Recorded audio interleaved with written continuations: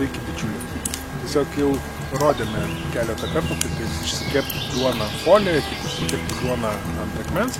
Šį kartą parodysim, kaip išsikepti duoną neturint nei akmens, nei tarkim foliją. Tai ką mes padarėme, tiesiog suminkam tešlą, nerodysim, kaip tą darom, nes rodėm kelis kartus. Tai miltai, druska, cukrus, vanduo, iš esmės daugiau kaip ir nieko nereikia.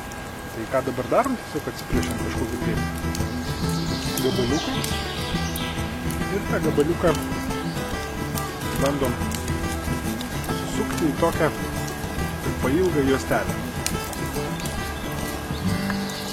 Iš esmės, tai daro močiutės mamos per kalėdas sukdamos šlyžikus. Bet mes šlyžikų nedarysim.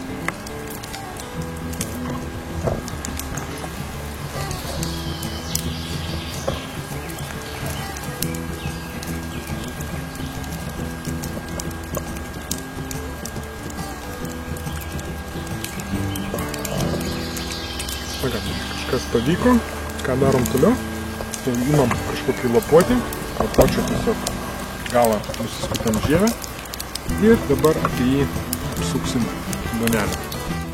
Tokiu būdu iš tikrųjų gaunasi labai nedidelis plotas, kuris kepa ir taip gan greitai mes sugebėsim iškepti duoną ir faktiškai nereikės mums jokių papildomų, nežinau, tarų, talpų, keptuvų ar kažko kito.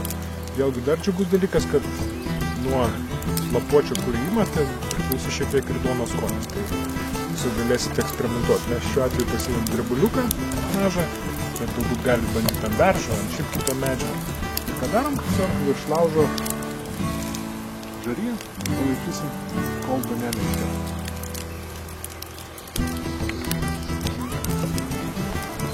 Kepam tokiu būdu labai gerai tai, kad galite patys tiesiog reguliuoti kažkokį tiesiog apskurdimo laipsnį, sukti tiesiog aplinkui savo ašį medelį ir taip duonelį iškeps tolygiai. Ir čia panašu, kad mes jeigu neiškepiam, tai bent jau esam netoli to.